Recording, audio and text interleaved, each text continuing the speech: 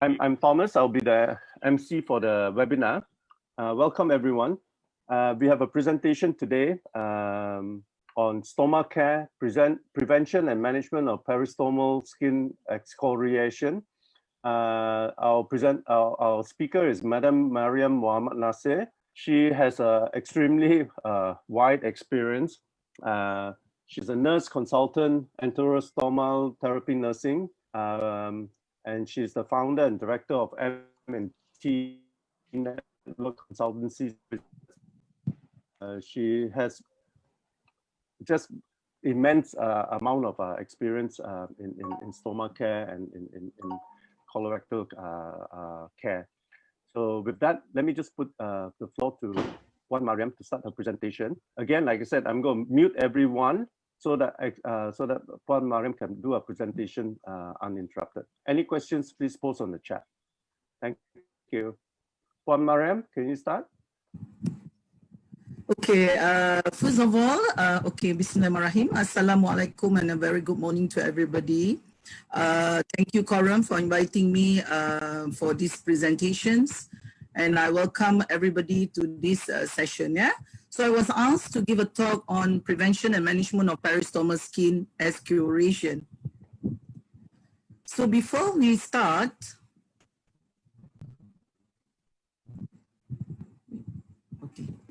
peristomal skin excoriation is the most common problem faced, and almost 50% through research, ostomy patients will encounter these problems. So first of all, I would like to ask a question to everybody. Do you think that we can prevent skin excoriation? The answer would be yes. Can we treat skin excoriation? Yes. Because as I mentioned earlier, it's 50%. So another 50% of patients actually do not have this kind of problems. Can we treat skin excoriation? Yes, obviously we can. So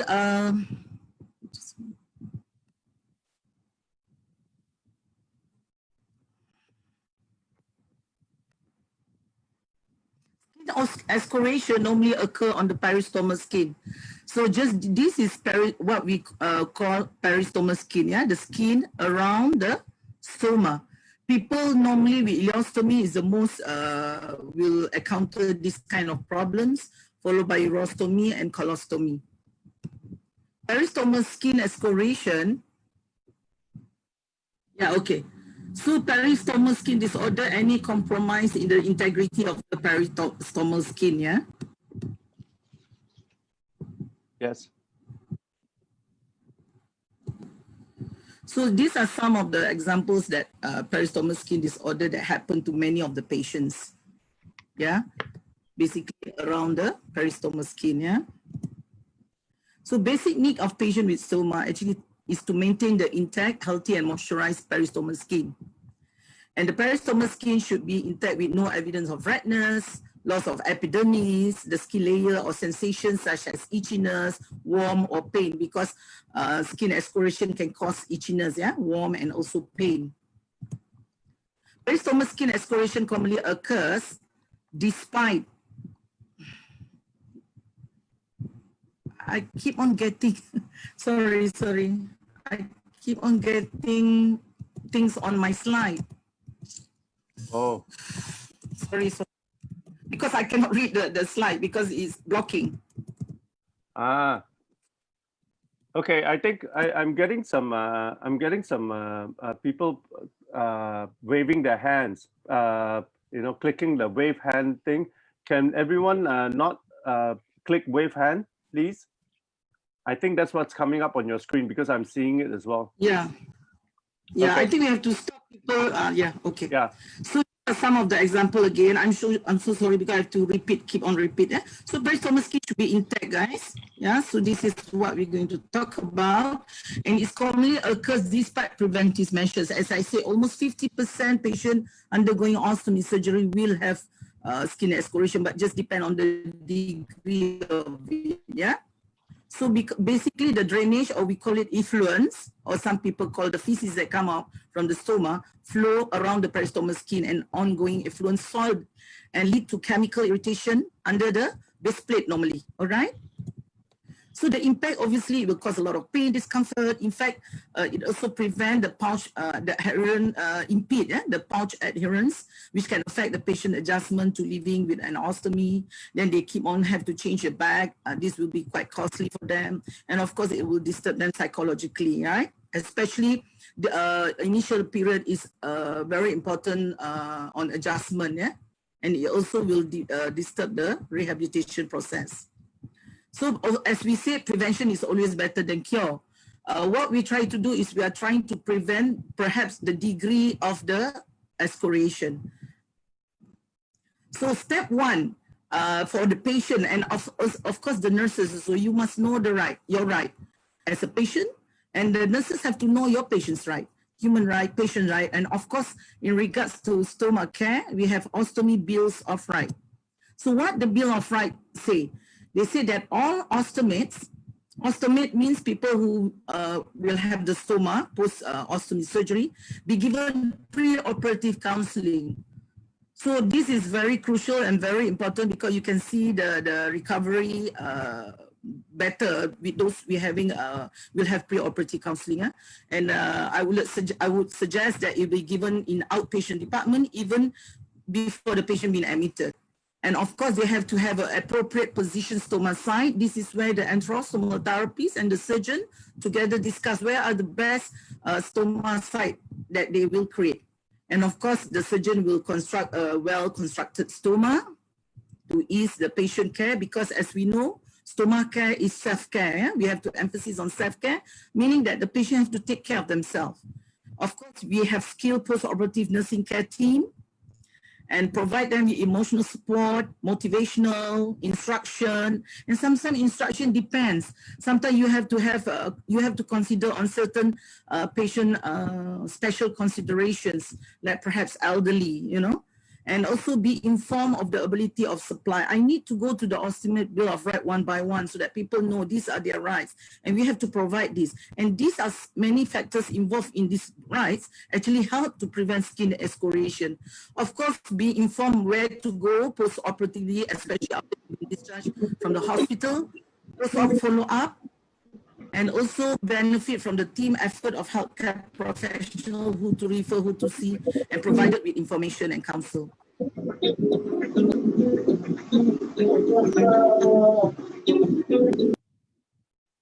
When we talk about pre-operative education, it's for, to me, I always consider two persons, yeah? Both the patient and the family. I put them when possible because there's sometimes the family not able to come according to the appointment. But if you need to do it again, you have to do it because this is very crucial for the recovery. Include the explanation, the site marking, the procedure itself, and of course the post-op stoma management. Because counseling aims to help people clarify their own thoughts, and this is very important. Reach their own decision and perhaps to make major life changes in their life. And it has to be very clear to them. As people say, crystal clear, yeah, guys? So I also would like to inform everybody, there is a profession called enterostomal therapist, or in short, we call ET. I'm an ET, Ms. Wong is an ET. There's many more in Malaysia. I think maybe more than 200-300 ET in Malaysia that actually can help and provide stoma care to patients. So enterostomal therapy, as I mentioned earlier, provide pre-op assessment. They explain the principle of ostomy, get the patient to know what to expect post-op, what is stoma look like, you know. Previously, I used to use a video to show them. And they need to learn, of course, as a ET, when you assess the patient, you need to know their medical, surgical history, because that will help you to plan whatever individualized care that they might need. And of course, as I mentioned earlier, perform stoma sighting. I will talk about it later.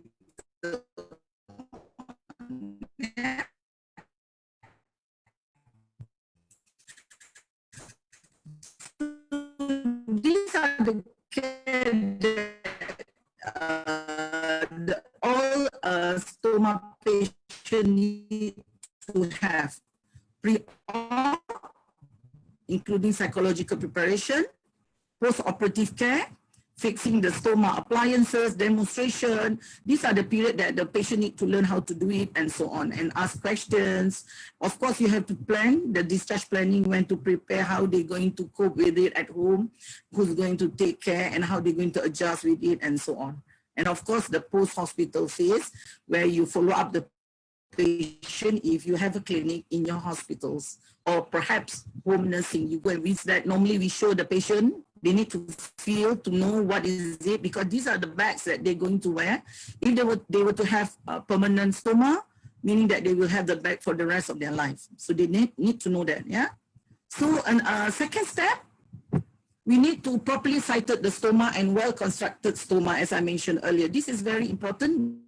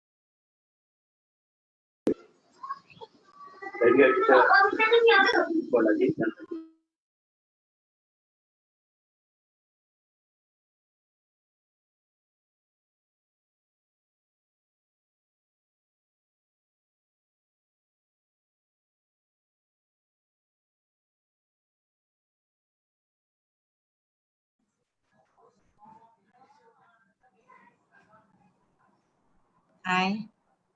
Hi all, I think we're having some technical issues again. Let me just try to unmute Dr.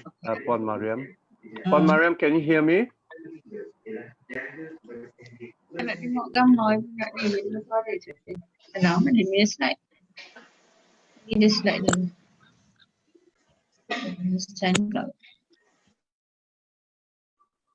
1 second.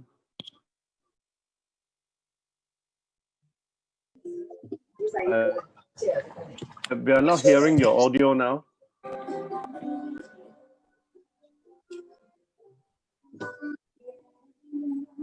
We can hear you, Mariam.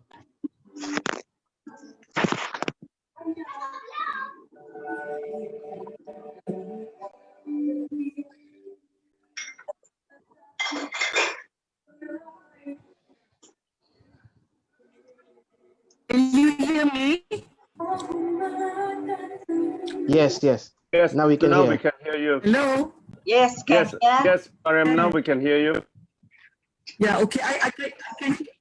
Okay, Thomas, I can hear music. I can hear people talking. Yeah. I don't know what. Can the rest of Okay, you? we carry on. We carry on, yeah? Yeah, can the rest on the webinar please mute your microphone, please? And the other thing is, we've reached a limit of 100, so I'm unable to admit more people because we have a limit of 100 for these people, for this webinar. Thank you.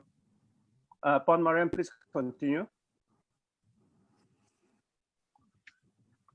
Yeah, okay. So we stopped at the sighting just now. Sighting is very important. The most challenges as an ET, myself, and I believe all the colleagues, is because the stoma was not sighted properly. And sometimes it's an issue also, which I think the surgeon aware of it, especially emergency where there's no time to do sighting.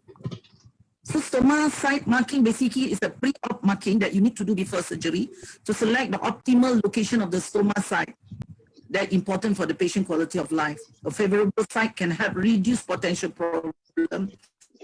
Leakage will ultimately lead to fitting issues, skin aspiration, and so on.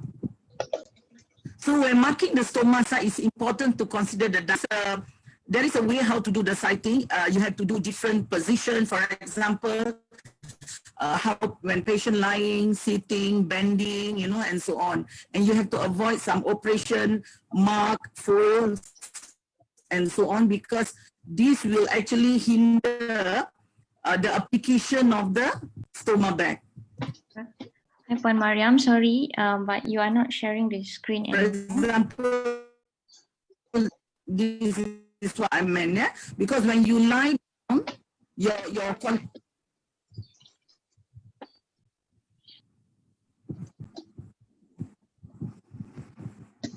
1 minute. Hello, Pon. Can you hear me? God. I can hear you, but I don't know why the screen was not shared because The slides are not on the screen now.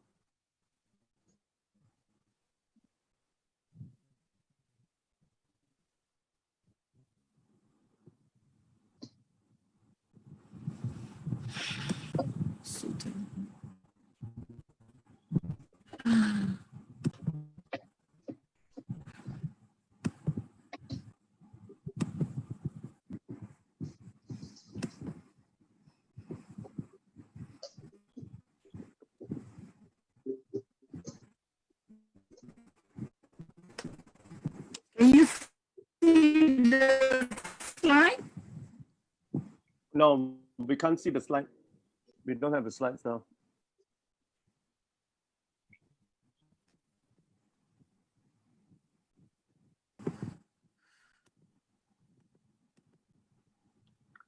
Yes, it looks like you're starting to share your screen now. Now? Yes, we can see the screen now. I mean the slides now. We can see the slides.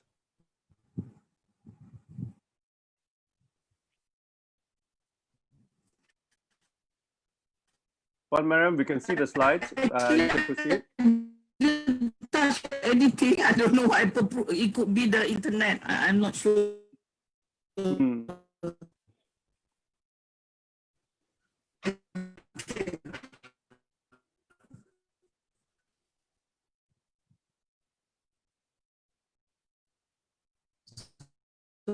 I'm sorry. Yeah. So this is what I'm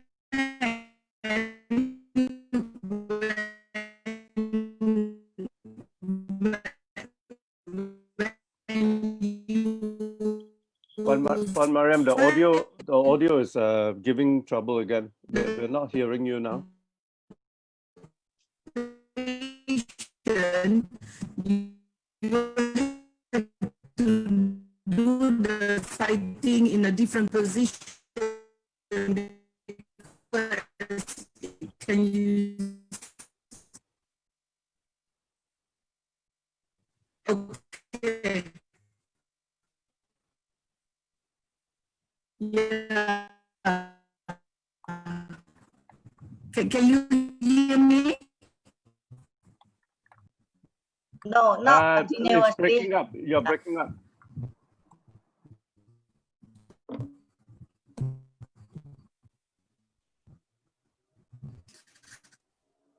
Lie the patient down the abdomen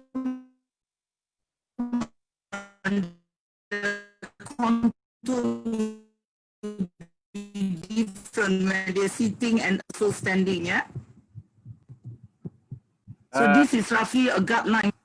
This falling down, fully done. See that this is not base.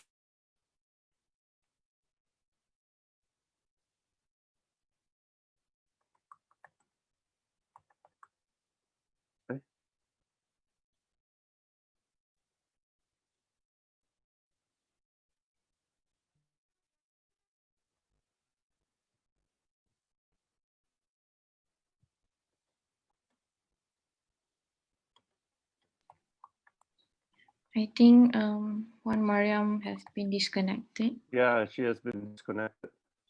Let's wait for her to join back in.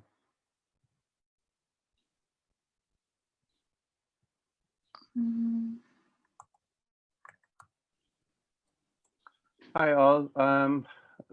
Apologies for the issues.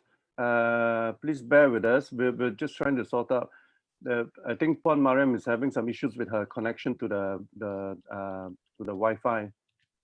Hence, at times we couldn't hear or the line is breaking. We're trying to get her back on. Maybe I think the other way to do it is if it's okay. If the connection is no good, what I'll do is I'll tell Puan Mariam to perhaps just go straight into the question and answer session. So I think a lot of people may have specific questions to ask Puan Mariam, or even Ms. Wong, or anyone else on this group. Okay, does that sound okay to you, Dr. Nadia? I'm okay. Okay, Ms. Wong, are you online?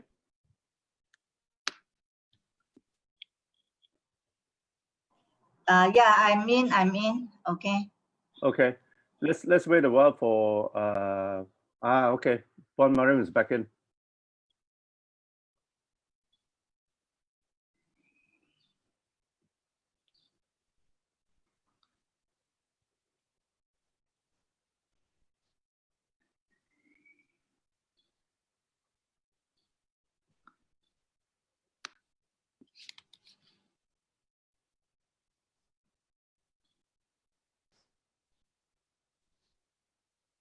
Puan Mariam, can you hear me?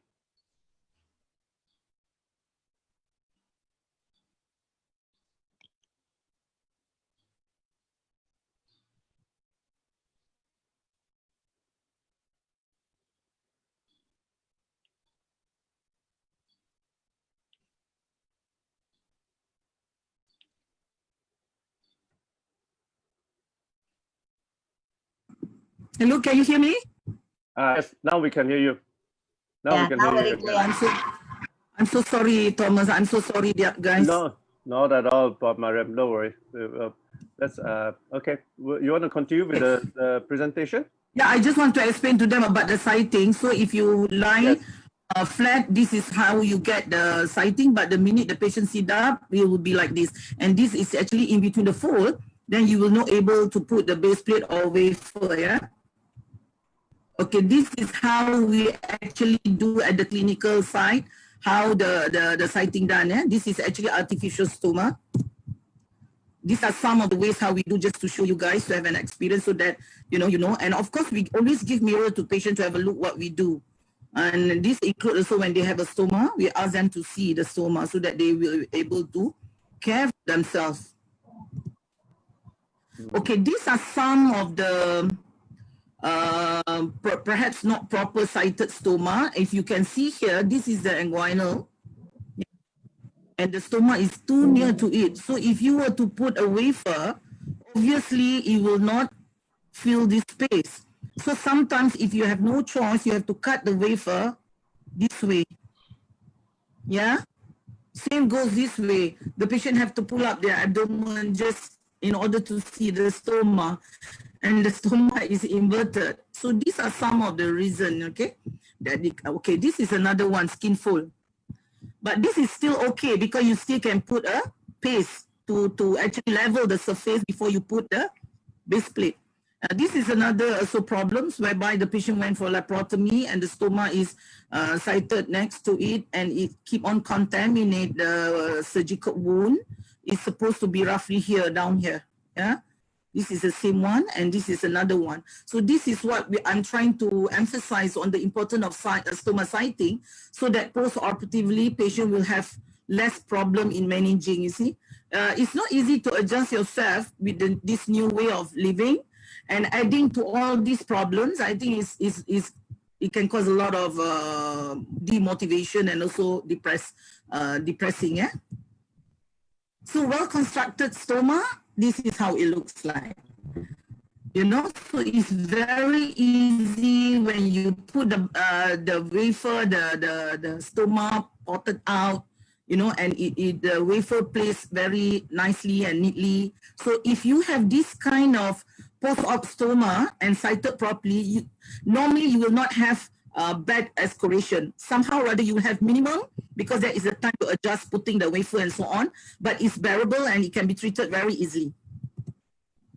So this is some of the, this is actually the latest yesterday my students sent to me.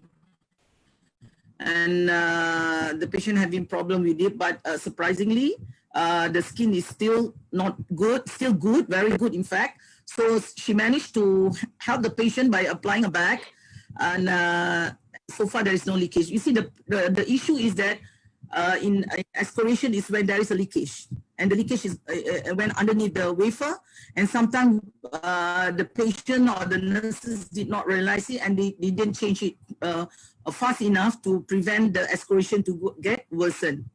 Same like this, yeah. So the correct and right application and preparation of your pouching system is very important, yeah. So you need to have what is necessary. Of course, I tell my patient you don't need to buy a lot of accessories that not necessary. You just buy the basic requirement for you to actually contain the effluent or the feces that come out. So of course, we teach the patient how to do it step by step, and let the family see, let the patient see, as I said, using the mirror and so on. Okay, this is another issue, yeah? Not aware about putting the base plate. If you notice, whereby they cut it, they're not supposed to cut because this is the protective layer for the peristomal skin. So this is a case that long time ago when I was practicing ET in UMMC, I saw one of the nurses do this, so I already corrected her. So this is how it should be, not this way, yeah, guys? Again here, this shouldn't be, yeah? You cannot expose this.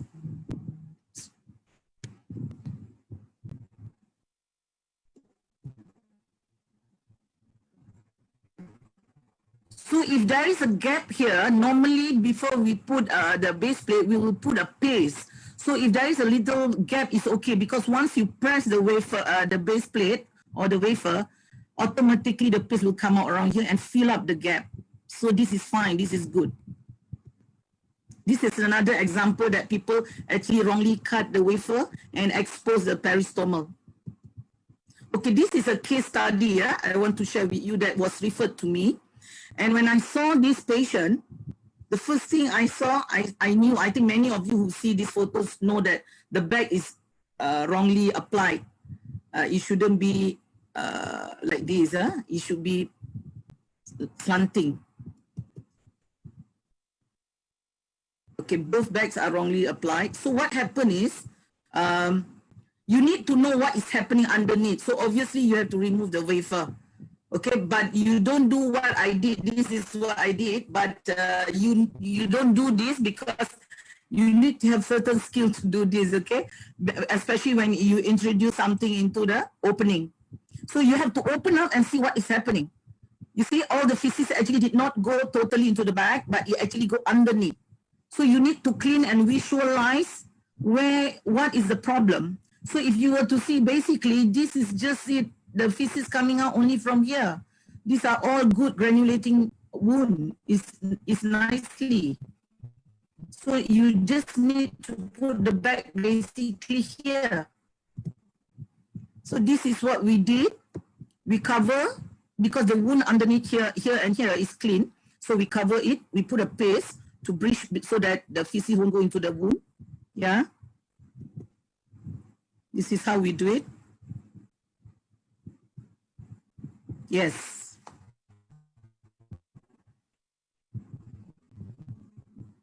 And I'm very happy to say that this patient actually went back. Actually, he was from another hospitals, and there's no leaking after that. And they managed to do what we did. And I hope, I didn't follow up the patient after that, but I assume because they didn't call us yet that the problem has been handled properly. So this is how it looked like. So another thing is that if you notice, I also sometimes use what we call drainage bag or leak bag to connect to, like for example, maybe ileostomy or urostomy, so that the patient will not need to change the bag frequently, especially in the night. Okay, another thing that if you have excoriation, you also can do this. You can use what we call skin barrier, yeah, to cover the skin, and on top of it, you apply your wafer. So meaning that you're protecting the wound. Then if you were to need to remove the wafer, then perhaps you can remove it without taking out the skin barrier, because skin barrier actually can last at least for 5 days. You don't need to remove it. Another case study in pediatric, one of my staff actually shared with me. It's a huge stoma. So this is what actually we put the paste around it. Then we sprinkle with powder. Then we dust it off so that the wet area will catch the powder. And this stoma adhesive powder is one of the treatment that have been used widely to treat skin excoriation. And of course, we use the drainage bag because we don't have a bag that is so big to accommodate the stoma, but it has to be a sterile bag. Yeah. So this is another way how actually we use the paste. Just to caution everybody, the paste is easy to mold with a wet gauze. Doesn't matter gauze or cotton ball, but you need to wet it dry, moist it, then only you can mold it. Otherwise, it will stick on the cotton or the gauze. And sometimes you need to do double bag because if there is a leakage, stoma and the abdominal wound, you know, so you have to use a double bag to ensure. The main thing to prevent skin excoriation is actually to make sure it contains whatever come out from the patient. So another thing that you need to prevent leakages, and also need to identify as soon as possible when there is a leakage. So you need to change, when to change the ostomy bag. You know, you have to do it very quickly, and you have to change the base plate immediately when it leaks. This is the base plate, so you have to remove it and change it immediately. Of course, you have to clean it nicely and so on. So you also need to know when to empty an ostomy bag, because sometimes when we go and do our round, sometimes we see the bag is almost 3/4 full. And this bag actually, they cannot they cannot stand the weight, and sometimes it will just come out that way, it just drop off, you know. So you have to looking, if 3/4 actually looking for trouble already. So the ideal time to empty is 1/3. If you go to half, you are still good, but not more than that, right? So the patient need to know when to empty, and the nurses also need to know when to empty. And also sometimes we also talk to them about tips of eating with an ostomy, yeah. And I would like to actually have my patient actually share with me, because eating is like try and error. And when I talk about food intake in ostomy patient, I always tell them just try and error. If you can take, you keep. If you can't, then you don't. That's it, you know. And of course, a lot of it is try and error, as I said, to eat or not to eat. It depends on you. But as far as I'm concerned, the only thing that changes is the diversion of your waste product. The rest should remain the same. If you were to eat something before surgery, you should be able to eat some same thing. But as I said, if you feel that you're not able to take the normal that you take, then you don't take. But of course, when you talk about food intake, nutrition, I normally don't tell my patients, you don't take this, you don't take that, you don't take this. At the end of the day, what else they want to take? So they just take what they feel they take. Of course, there's certain tips that you need to tell them, especially those with ileostomy, that they need to chew properly because of blockage. Yeah? And of course, if the stool is very watery, we have what in the market now, they call it diamond, where you can put it in the bag and it will gel up the feces. So it's easy for you to handle rather than having watery stool, you know, keep on coming. And I was also told by one of the, actually my staff told me, one of the patients said that they took marshmallow, and marshmallow actually helped to make it slightly thicker. And another thing that I want to emphasize is that hospital stay have decreased from about 2 weeks to less than 5 days, you know, because of the new modern of ostomy surgery, like if they were to do laparoscopic, you know, so the patient expected to stay lesser in the hospitals. So this is very important. And as nurses, they also need to understand that peristomal skin complication need to be assessed, so that early detection we can treat earlier, then the degree of the excoriation will be lesser. So we need to assess the skin, evaluate the pouching system, okay, and also including checking for undermining of the skin barrier to identify possible leakage and provide education to them. This is for the nurses. This is what we call sex instrument, which I find is easier to do, to assess. This is roughly to assess the severity of the excoriation, which I'm not going to go in direct. in detail, but what I'm trying to say is that there is an assessment tool that nurses can use in order to assess, because you need to assess early, as I mentioned, because if you were to detect any problem earlier, then you can intervene earlier. So this is how they do it. They identify the degree of the excoriation, yeah.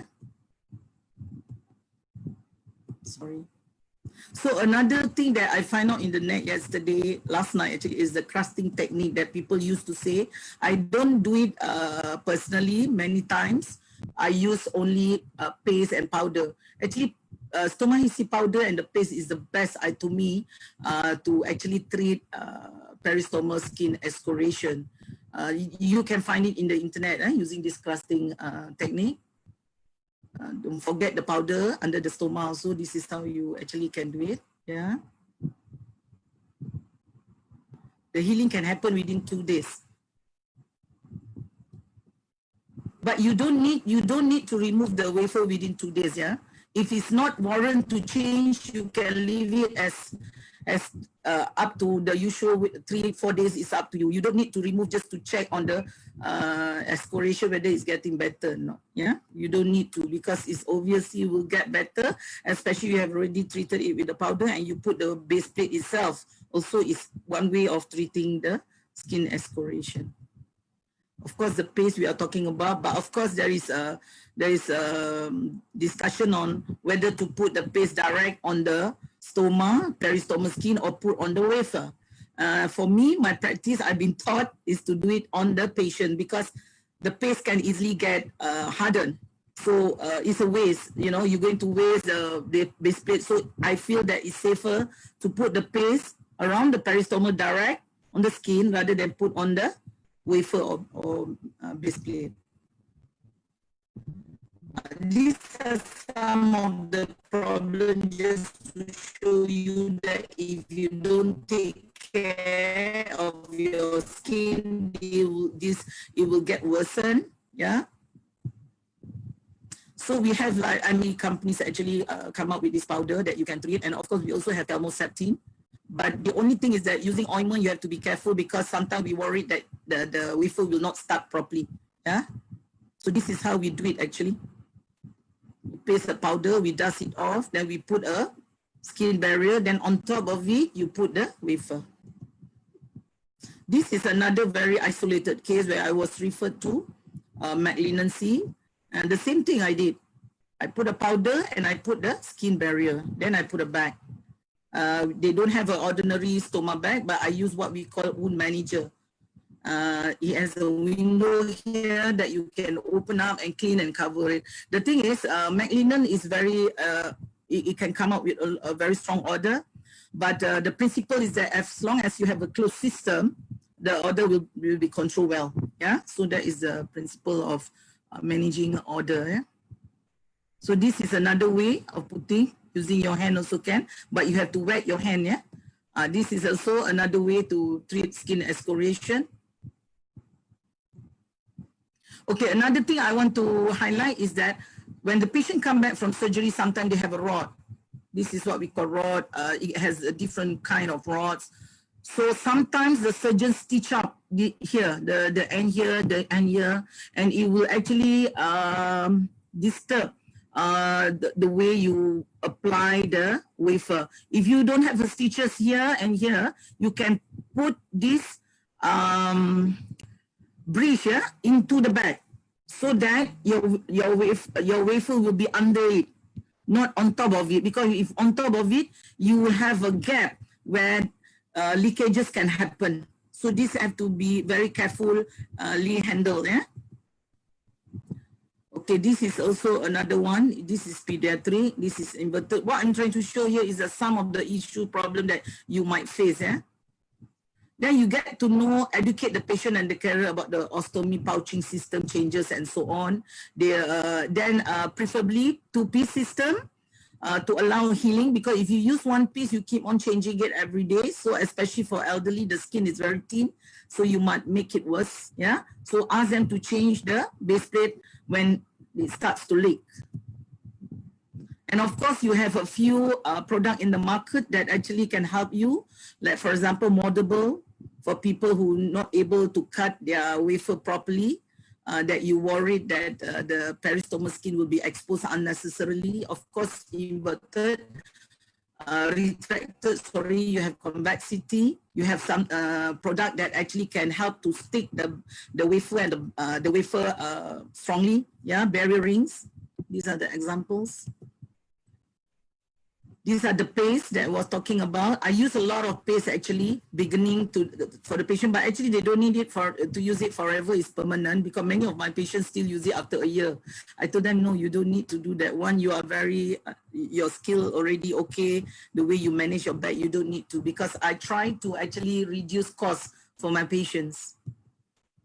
Cleansing product, no antiseptic during the excoriation. And just water or cleansing non-toxic solution. And of course, in Malaysia, we don't have, but I see in overseas, they do have wipes, you know, non-sting wipes that they can wipe the stoma. This is good, you know. So I thought of maybe I should bring something like this in Malaysia so that patient can have it.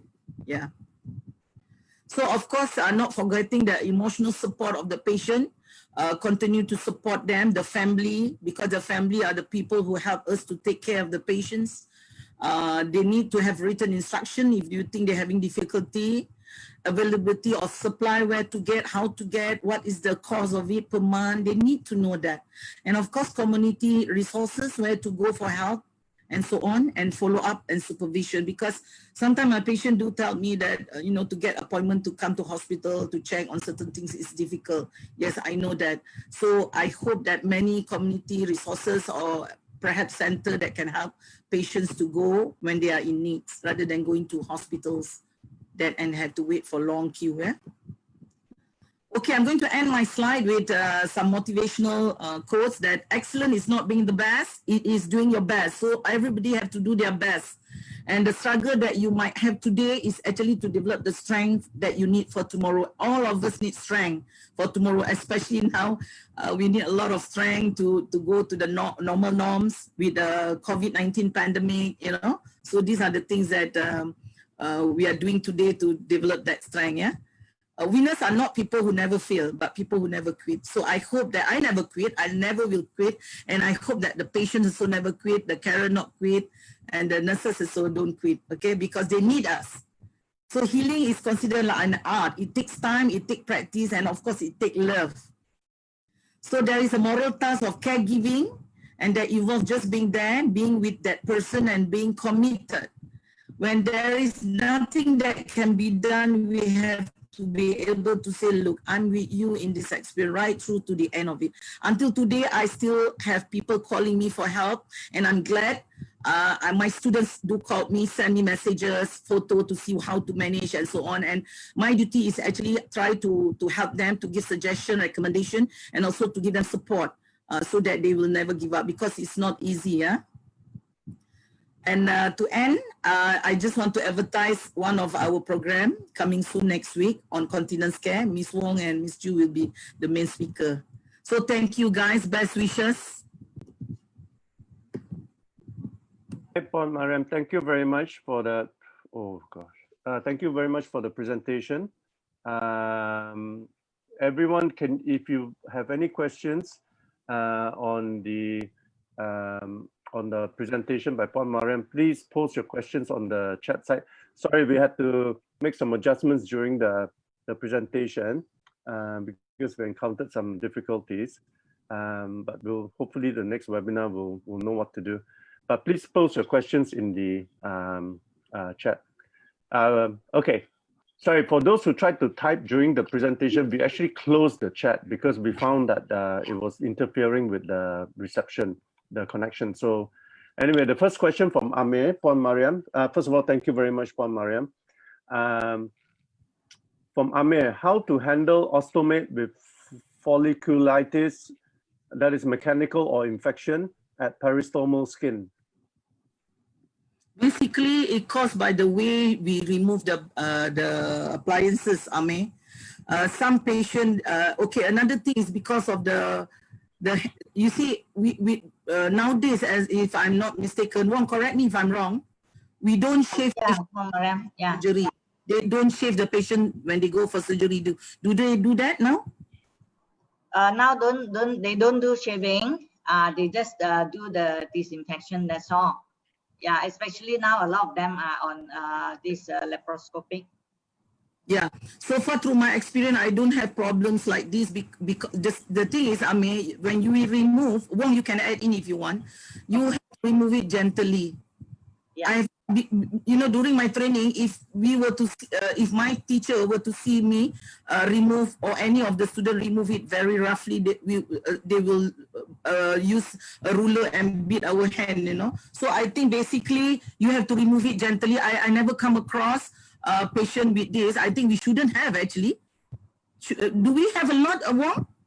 There are some of them with very hairy abdomen. Normally, yeah, they can actually do the shaving each time, or maybe 2 times once before they change the appliances, and make sure that when they remove, as you mentioned, when they remove the appliances, they have to be very gentle, apply counter pressure. They also can use a remover to reduce the irritation to the follicles. Yes, Ami. Ami, is that answer your question? Yeah, I mean, does that answer a question? You can unmute. Yeah. Okay. He can type if he's not. I'm so sorry about the presentation. I myself not happy because it was like so much of interruptions, and the talk doesn't go smoothly as I wish to. But I'm so sorry about that. No, Mariam, that's fine. These are, just hiccups that we have to live with right now. So I don't see other questions in the chat, but perhaps maybe a question for you.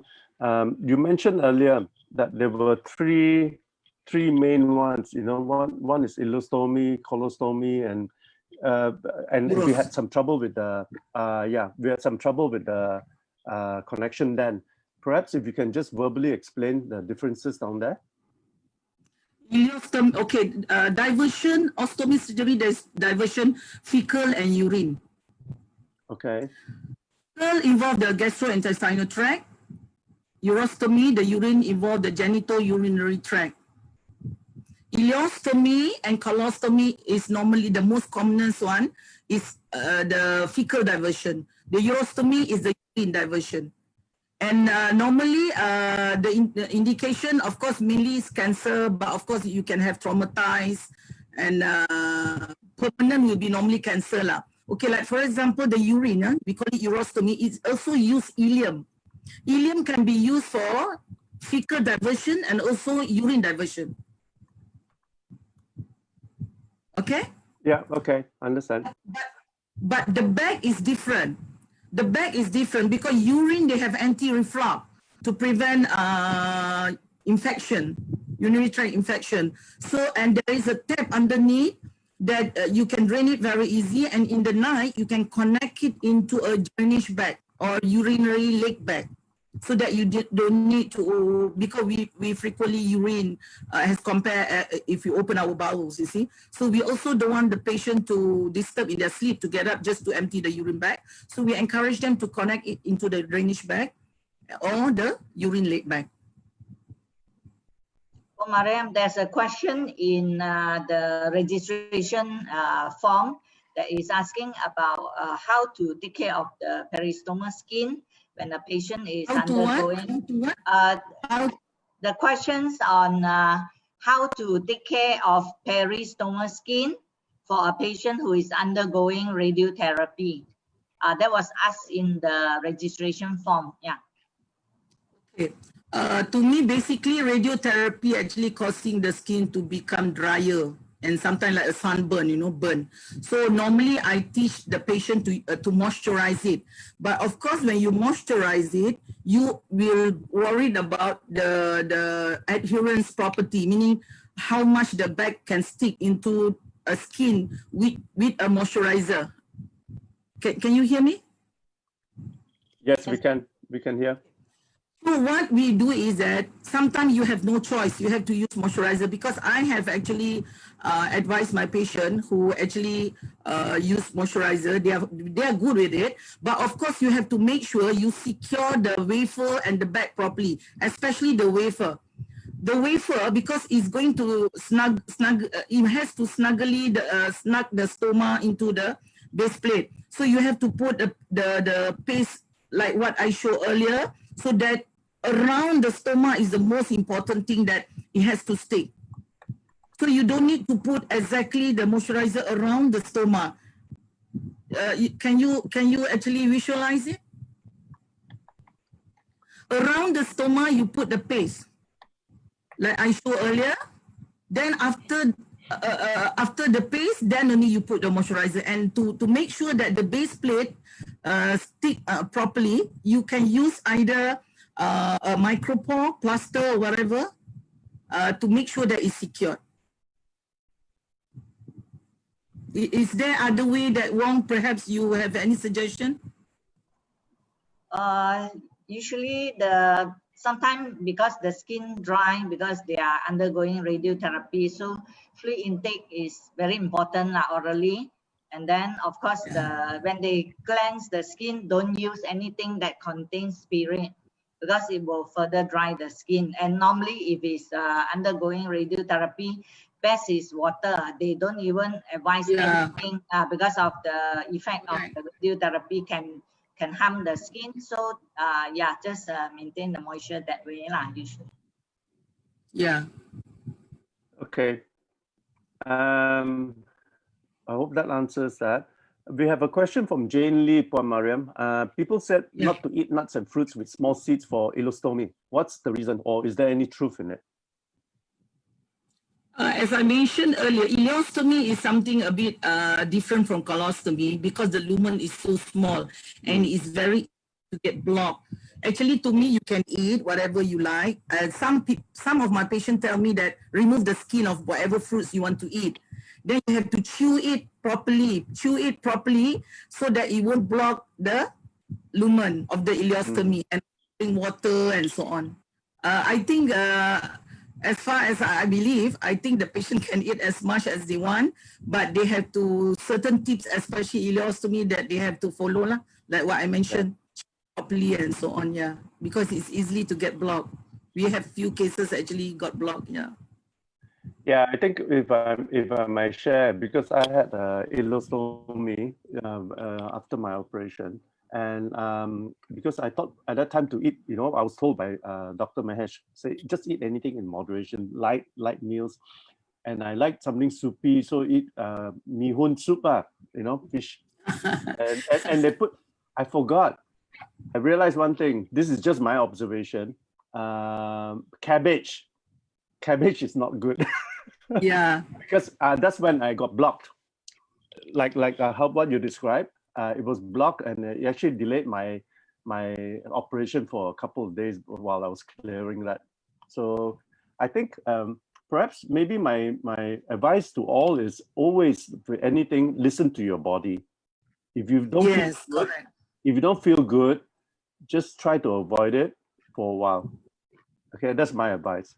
I agree with you, Thomas, because as a practitioner, when I see my patients, sometimes they're very concerned about what to eat and so on. So I only try and error, because to me, if you can eat it before surgery, you should be able to eat after. Because sometimes, as a person, our psychological effect on certain things that we do are tremendously high. And especially when people tell you, because to me, each patient are individual. Maybe you can take one.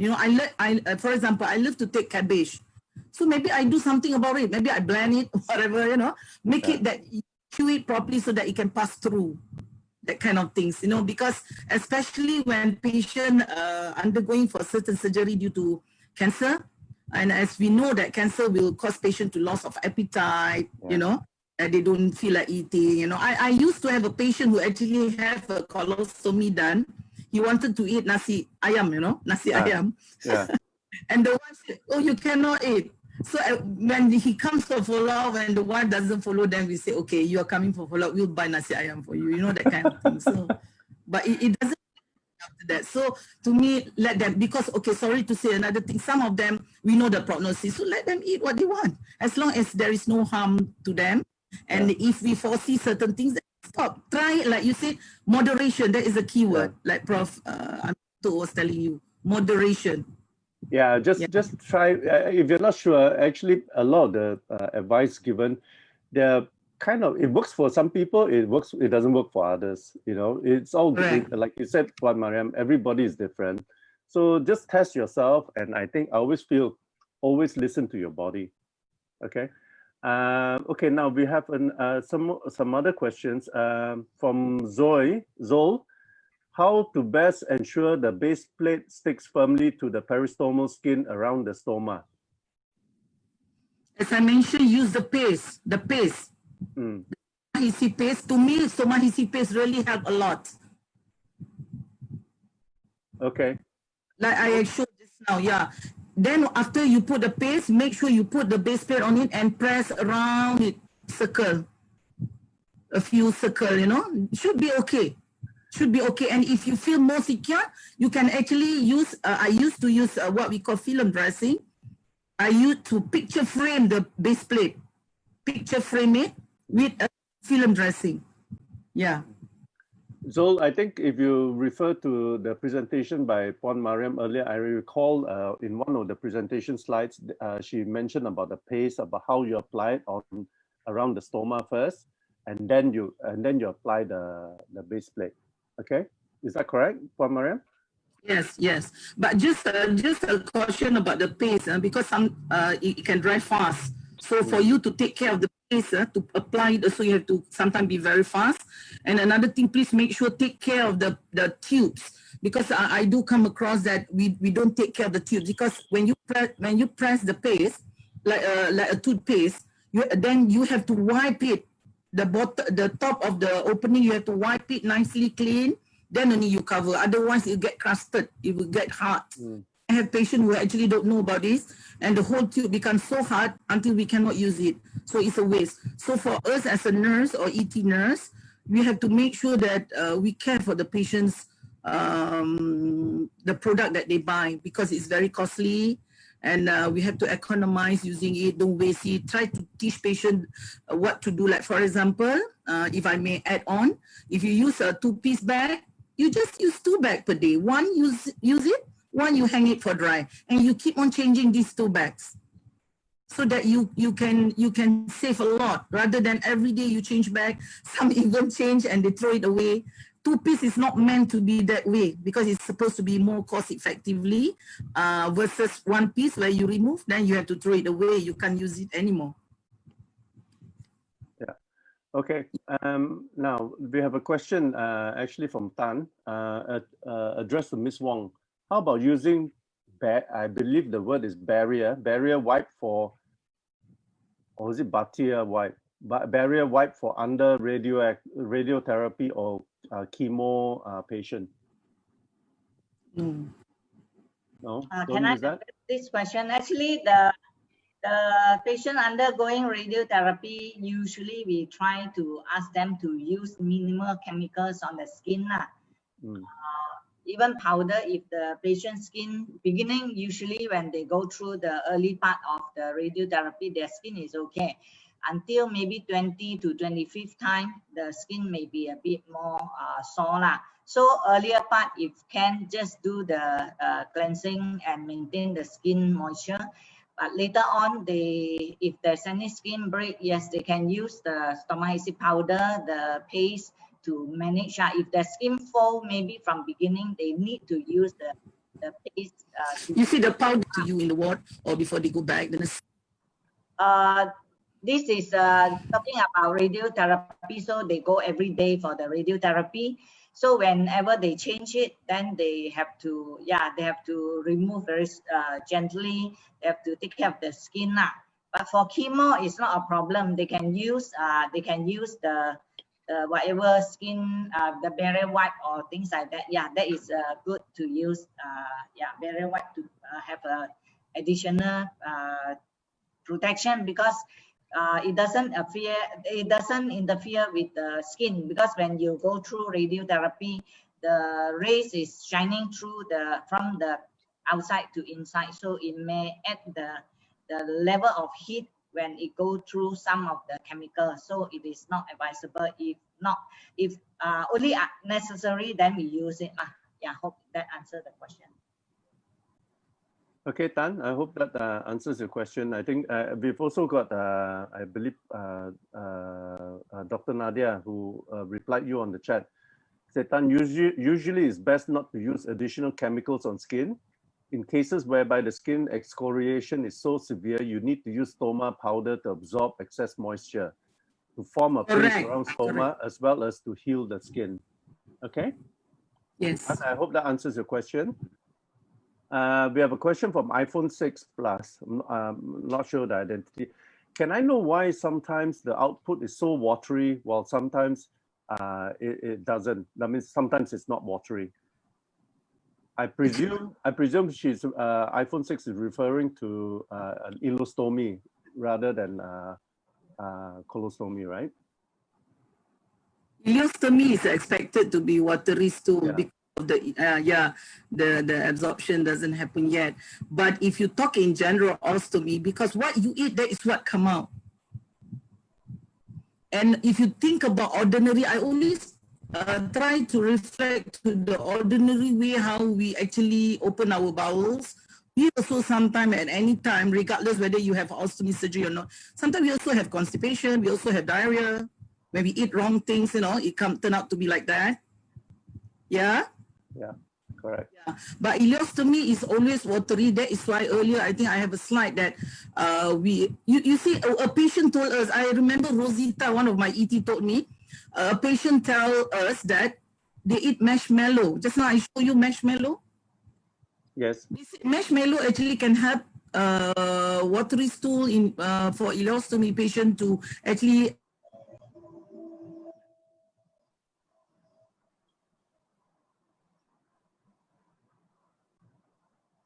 become slightly not so much of water. Patient who has ileostomy, and so there is in the market there is what we call diamond that I showed earlier. I think is from Convertex, I think, to actually gel up the things to become more form. But just be careful because I'm worried about the weight also. Okay, because I'm worried that the bag will actually have to weight the gel and it might just drop off because. Just be careful on that, right? Okay, I hope that answers the question. We have a comment here. Would like to ask, seems nowadays quite frequent see the improper site of the stoma, especially at the folding area. Seems it had been formed. Is there any special skill we can apply to it? I think we've kind of covered the how to handle prep stoma to put the base plate and all that. Juan Mariam, I don't know whether you have anything to add. Let me repeat the question. Repeat again. Would like to ask, seems nowadays quite frequent saw the improper site of the stoma, especially at the folding area. Seems it had been formed. Is there any special skill we can apply to it?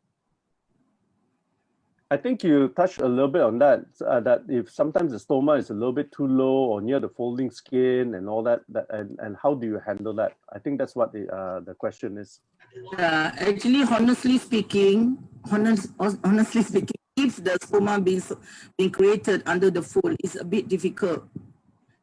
If the stoma is, for example, retracted, as I mentioned, you can use convexity. Because convexity, actually, you just press it and the stoma will somehow rather come out. But if in the fold in between, a bit difficult, but the patient basically have to adjust. It's difficult to say. I do have cases that actually went again to operating theater to redo the stoma because it's in between the fold. That is why it's very important. We are talking about prevention, and we know that this can happen, and that's why I always discuss with the colorectal surgeon during presentation, during discussion, that they have to call someone to site the stoma so that we can get ideal location. Even with the normal, you just imagine, Thomas and guys, even though you site the stoma properly, you still can have skin excoriation.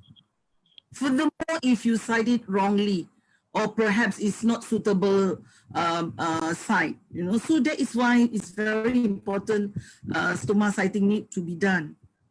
It's okay to go higher. I used to cite patient two side because I need to tell the surgeon, you know, these are the two side because I prefer to go higher because especially people with a lot of folded obesity, you know, this is the challenge that we are facing. Yeah. Okay. Thank you for Do that. you have any idea if the stoma is being created on the between the fold? Sorry, what's that? Wrong. Oh, sorry. Yeah. Sometimes it's a deep fold. We can use some seal ring or seal to fill up, to level up before we apply the wafer. What will be the creases? Yeah, creases. Creases is okay, but if the stoma in between the fold, like just now I showed one photo, the patient have to pull up. You know, yeah. Okay. We have a question from A.M.N. Is it common to have occasional gas released? Yes. I think that's to me, yes, because if you don't have stoma, so you do pass flatus or wheal, right? Retty, I hope that answers your question. Yeah. The answer to that is yes, because it's I guess it's normal. Otherwise, you'll be burping or, you know, having flatulence if you don't have a stoma. Question, Puan Mariam, question from Po Kim. May I know how to apply the skin barrier cream, the calmoseptine, then apply the wafer? How to ensure the wafer can stick well? As I mentioned earlier, the most important part in the base plate or wafer is around the peristomal. Around the stoma. Once you get that right and it's thick, whatever come out with the from the stoma will go into the bag. Yeah. Okay. So the key is to apply the cream properly so that it doesn't cause any leakage onto the skin. That every liquid that comes out will go into the bag. Yeah, the paste, the most important is the paste, the stoma adhesive paste. Put it properly around the stoma. Yeah, and the calmoseptine, you can put slightly after the paste. The paste, I don't know, I can't describe how many inch you should put it, but you still can secure the base plate. Even like you will say, we are talking about the powder, okay? Same, so that you can secure it with another plaster, micropore, film dressing, whatever. Yeah. I think there was an earlier question about how much paste to use as well. Is it just enough or a lot of paste? I think from Zol, I think the answer to that question would be perhaps just do a little bit of trial and error. Just keep using a little bit. If it's not sufficient, not working well, just keep adding. Or if it seems that it's too thick, just reduce a bit. I think that would be the answer to that. Yeah, good, Thomas. Just out of your own trial and error. Okay. We also have a question here. From Jane. Is stoma siting not decided by the surgeon? The siting of the stoma before the surgery. Okay, in my practice, the surgeon actually get us to site the stoma. But I do know yesterday I think Wong was not Wong, I think Chiu. She is in the private sector. She said that normally the surgeon will do. But I think it's a joint decision. Because as I said, for you to do a stoma siting, it will take there is a procedure to do that. You need to check the abdomen, you need to do the siting, a few position of the patient. You have to make sure it's visualized by the patient. Then you put artificial stoma, then see whether they can clean it up and so on. So I think the best person to do it will be the enterostomal therapist. But nevertheless, the ultimate decision will be still the surgeon. But in my practice, the surgeon depends on us to do siting. Okay. Yeah. Jane, I hope that answers the question. We have a question from June. What is the best technique to prevent pancaking under wafer? Pancaking. You see just now the photo that I put, basically pancaking is because of the what? Leakages, right? Yeah. Can you hear me? Yeah, we can hear you. If you can prevent that, I think you prevent pancaking. But the thing is, sorry to say, some of the questions that they ask, I personally never come across with that problems, because one thing I should be proud of and share that our team, when we work in UMMC, we are a very strong team, and we see the patient really right through, you know. So we seldom see a lot of issues related to stoma care, like what you mentioning earlier, June. But we do see cases initially where the stoma being cited wrongly. But you see, for example, how do I know that? I used to order this stomahydrosis powder in a big, huge amount. Then subsequently, as we progresses in our practice training, we train more, we become more good in our skill and so on. We realize that this stomahydrosis powder is not being used for some time. So from there we know, because before this we used a lot, because we got a lot of skin excoriation. Even we have patients who actually been admitted to the hospital just for bad skin. As the practice improve, the skill improve, people are more awareness about their rights. People are more aware about what are the things that they should do for patients who undergo ostomy surgery.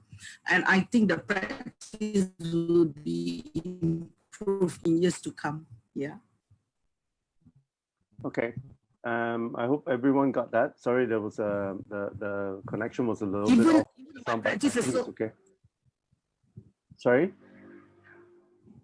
Okay, we have a question that was submitted online. Problem to wafer for patient undergoing radiation therapy, especially excoriation, when excoriation has happened. This from Tei Chun Lin from. How do we address that? I repeat, problem to apply wafer for patient undergoing radiation therapy, especially when excoriation has happened. To me, even though the patient has skin excoriation, you still have to put the base plate, regardless whatever. And the base plate itself is consists of hydrocolloid. That there is a protection layer. It's actually also good to treat wounds. So you have to put it on, regardless whatever. Yeah.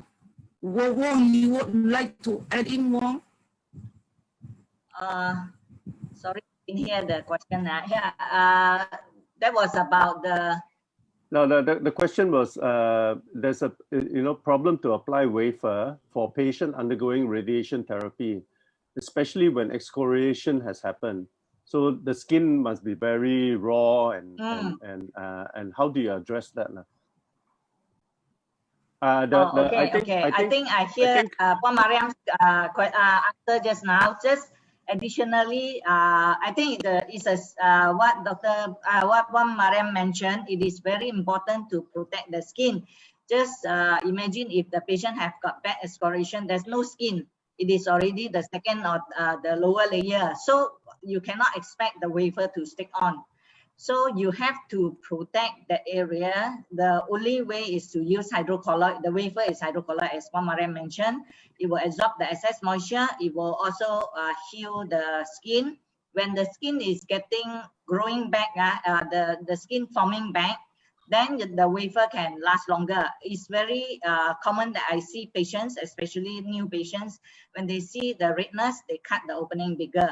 And then the next changes, the excoriation become bigger some more because they cut opening bigger, and that causes the contact of the feces onto the skin, which is not the correct way lah. Yeah, hope this answer the questions. Yeah, let me just summarize. Just to add in, I've seen quite a very bad skin excoriation, but still it heals. But it's a matter of time. And in between that, what you do to prevent the excoriation become worse, to prevent leakages, put it properly, treat it with powder and so on. Yeah. Yeah. I think it's not that something that the patient should worry about, but of course we have to keep on motivate them, because it will get healed. It's just a matter of time, because this is adjustment, you see. So sometimes the way they put it time, some people, especially elderly, takes lower time to put and so on. So these are it takes time, you know, to get adjust. But of course, during this period, it's very crucial for us, we nurses, to support them. You know, if they're having problems, try to be patient. Not to try to be, you have to be patient. Not try to be patient, you have to be patient, because they are also struggling, you know. So give them time. Yeah, yeah. Okay, Chun Lin, I hope that explains. But I think the key is from Puan Mariam is you must use the wafer. You have to. But how do you address the excoriation? Slowly try to treat it and prevent leakages. I think that's the answer to your question. We have another comment here. If too much stoma adhesive paste, will it interrupt the sticking of the stoma bag? No, it will not, because stoma adhesive paste, you put it under the base plate. If you're talking about two-piece, the bag is on the base plate, not directly on the Skin. stoma bag.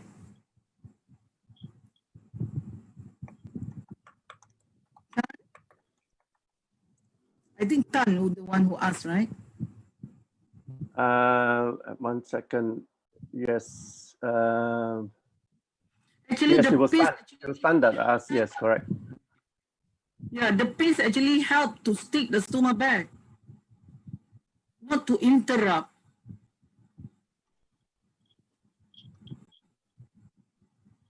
Tan, does that answer your question, or do you want to elaborate more on how to use the stoma bag?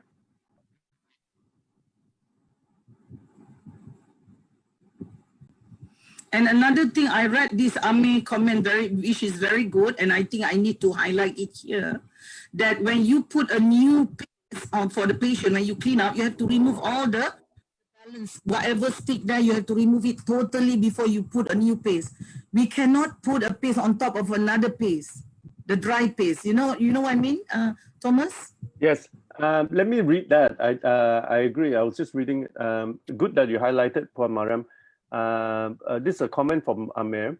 In my opinion, the most important thing when we open the bag stoma in the patient, we need to clean the peristomal skin well and gently, especially remove the excessive sticky paste from the previous stoma bag and keep it dry. And after that, apply new stoma bag. That's correct. I think like anything else, well, I restore cars. So before you paint, you must remove everything that was before. Yeah, correct. You need to remove all that so that you have clean surface, clean and clear surface. Okay. Dr. Mahesh has just joined our the webinar. He had a prior meeting to attend. So if anyone has a question for him, he may be able to address it as well. So while we are on the webinar, any other questions from everyone on the webinar? By the way, thank you very much. This has been exceptionally very good turnout.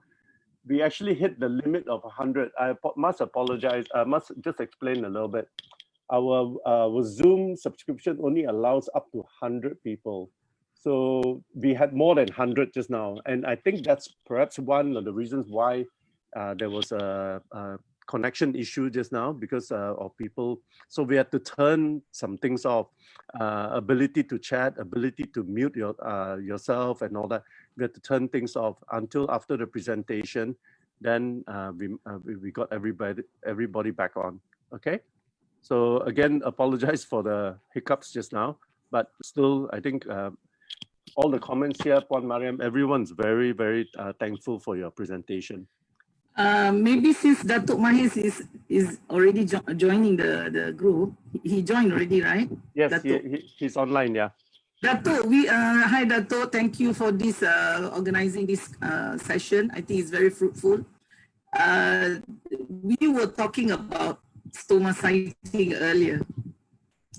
Someone was asking about who actually do the sighting, who decide. So can you give your opinion or perhaps comment on this?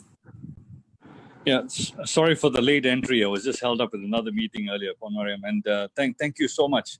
You know, it's always heartwarming having you give a session like this. Though I think you're the best person when it comes to stoma care, as we all know. So thanks so much for all the efforts. Oh, no. Yeah. So the question essentially is now who does the sighting? Is it? Now I think basically as we know that basically when it comes to ET work, I mean, stoma related issues, I think it's always a teamwork kind of thing. We know we as surgeons, we can't, mend things by ourselves without the help of ET nurses. And we know for a fact that many times when it comes to stoma related issues, half the problems boils down to the mode of creation of stoma. We know that when stomas are created, usually when it's done by surgeons at the tail end of the procedure. So sometimes when they do the major procedure, and when they're already exhaustive, then the stomas are made. And sometimes you don't put too much attention on important stoma creation. That's when the problem arises. And I think the burden falls back to the ET nurses, because sometimes we as surgeons, we see these patients, but many times the ET nurses will be addressing this problem. So the highlight of it all is basically the technique of creating the stomas has to be very properly done. And obviously the positioning is equally important. And I think when it comes to sighting, basically, I mean, I think as surgeons, we play an important role, but more importantly, I think the ET nurses play a more important role as far as sighting concerned, because when they see the patients before surgery, it's good to pre-op counsel and to mark the areas, and marking needs to be done not just in a supine position. When supine means lying flat on table, it has to be done when they're seated, when patients are standing, and and so different positions, and then delineating where the best position would be. And so many of us, when we surgeons see the patient on the operating table, they're already lying flat, and why is this important? Especially in people who've got a very pendulous abdomen, a lot of abdominal fat. When they're lying flat, the position may not be exactly the same spot as where you may want it to be, because when they're standing up, the position may change a little bit, with the pendulous abdomen. So I think the ET nurses play a very, very crucial role in this, in terms of addressing where the right position is. Sometimes, I must admit, sometimes the nurses do have a bit of, there may be some disparity in what they find and what the surgeons find. But I personally feel when it comes to sighting, the ET nurses are the best people to do this. And but like I said, more than the position in sighting, I think the creation of the stoma is very, very important, because like I said, most of the times the technique of bringing out the stoma, if it's not done properly, the patients, and especially permanent stomas, I think that we have put a lot of focus on those people who have permanent bags. And fortunately, we don't see that very many. Most of the stomas are created for temporary reasons, for diversion purposes, or covering a lower anterior, for instance. So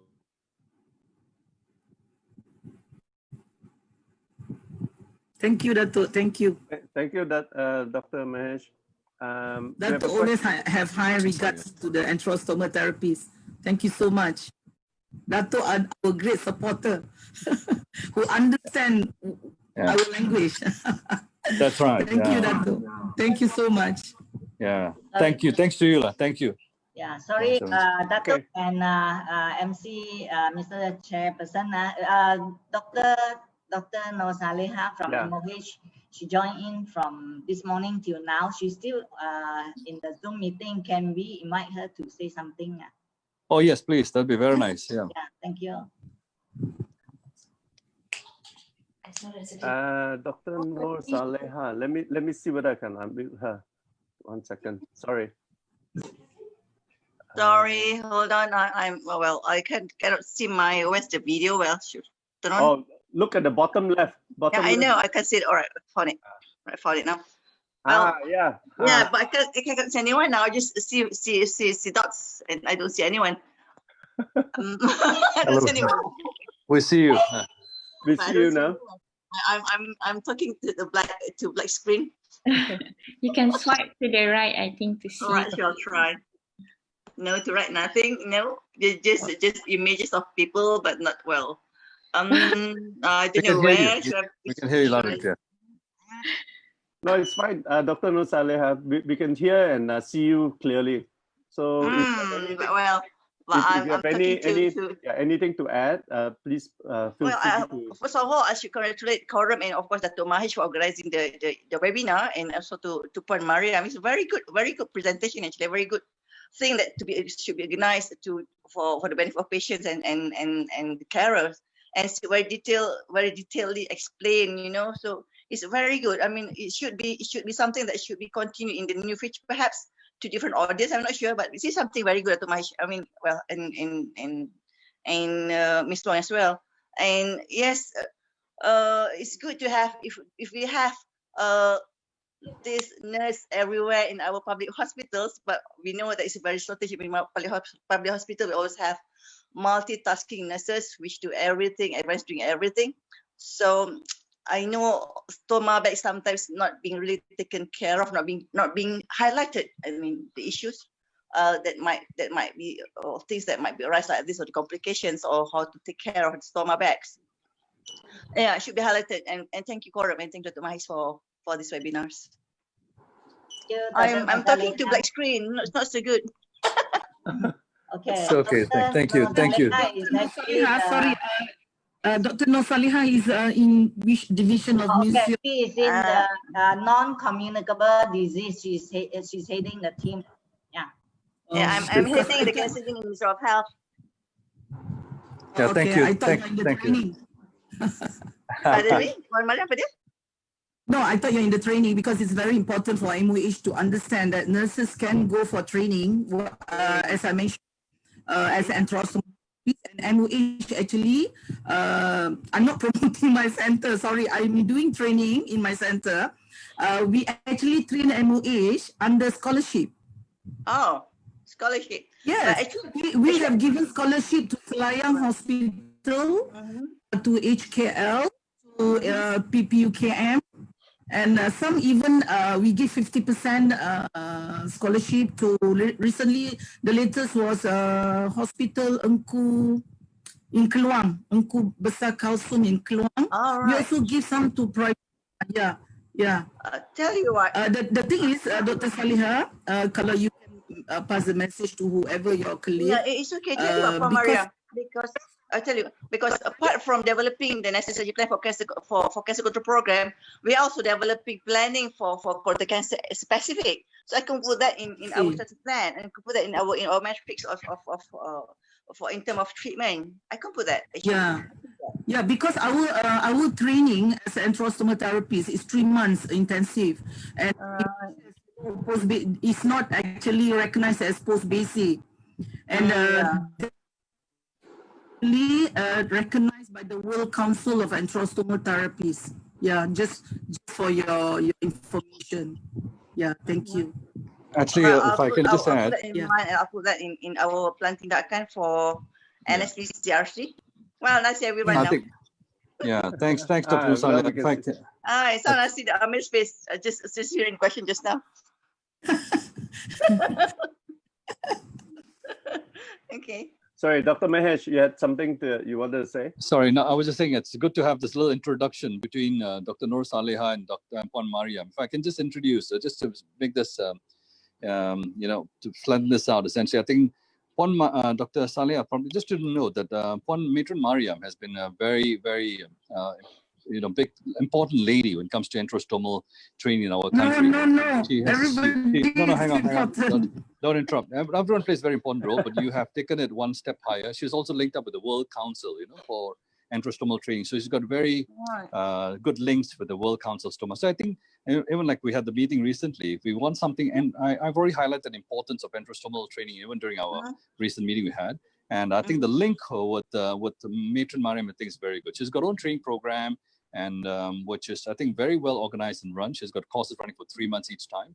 And I think when it comes to stoma related issues, I think she's the right lady to be linked up with them. And and again, Matron Mariam, Dr. Nur Saleha, she's the right person when it comes to NCD, cancer wise. She's the right person to be linked up with. So it's good to have this little linkage. Oh, thank you so much. I'm very grateful. So I think platforms pass the message to the right person. That's right. There's good on platforms like this. It's very good to have us a bit of networking where we can really elude things more properly, you know. And yeah, thank you both for for being present here today. I think it's a big thing for us, Quorum, as well. And obviously, I'm not doing any hard work, to be honest. It's people like Miss Wong, Thomas, Dr. Nadia, the main council members. They do a lot of hard work with getting all this. Yeah, thank you so much. Thank you very much. Well, I'm glad to be here. I'm glad to be the part of this. Actually, I'm glad to be here. Well, okay, thank you. Thank you for inviting me. Thank you. Thank you. You. Well, Okay. Before we go off, perhaps Miss Wong can pass me the contact number of Puan Mariam later. Yeah, that's Sure. right.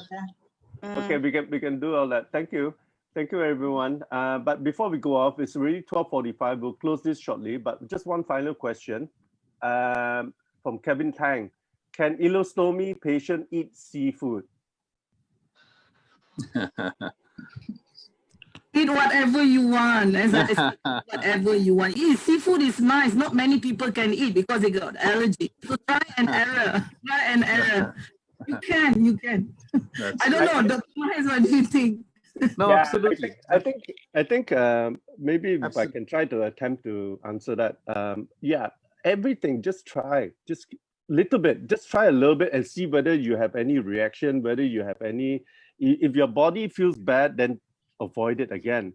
Let me just share with you my diet. I eat a lot of chili before I had my operation.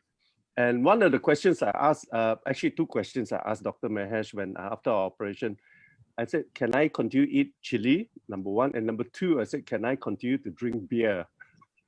and he said, yes, but just try it and see whether you have a reaction. And if you don't, just everything subsequently in moderation. Yeah. So that's perfect. Yeah. No, but I think just, Mariam, you're right. Just try. I agree. Absolutely. You just try everything. Whatever you used Absolutely. to eat, just try it and listen to your body.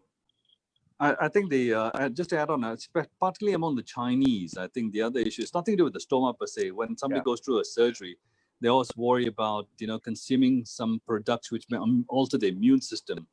I think the Cantonese, they will say tok aha and all those things. We try avoiding allergic products, prawns, crabs, eels, sotong, the exotic kind of thing. So which basically, again, there's got nothing related to having a stoma, but it's mainly related to the wound healing per se. I got no qualms about it. I think there are some reservations by the Chinese predominantly regards to certain, certain kinds of seafood, which may alter your, allergic response of some sort. But again, I think as stoma-wise, seafood is not really a contraindication anyway. You can have seafood only once. Yeah. I think just on that note, Dr. Mahesh, I think since then on about the the cultural issues about eating seafood and all that. I think it wasn't seafood that's so-called poisonous per se, but it's the preparation. I think people have reactions when they don't cook it well or don't prepare it well. That's true. That's where the so-called fallacy or the comes in. Exactly. Yeah. So yeah, go ahead. I think Kelvin, just go ahead and try it. I would say. Okay. All right. Any other questions from the floor? Otherwise, we'll look to close this. Or any more comments from Dr. Saleha or Puan Mariam or Dr. Mahesh? No. I'm good. Okay.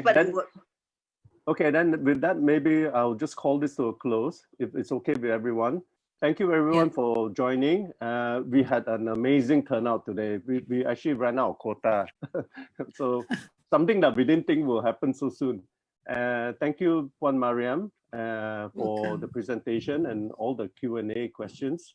Dr. Nadia, Ms. Wong, for organizing this, and Dr. Mahesh and Dr. Saleha, and all the others for joining.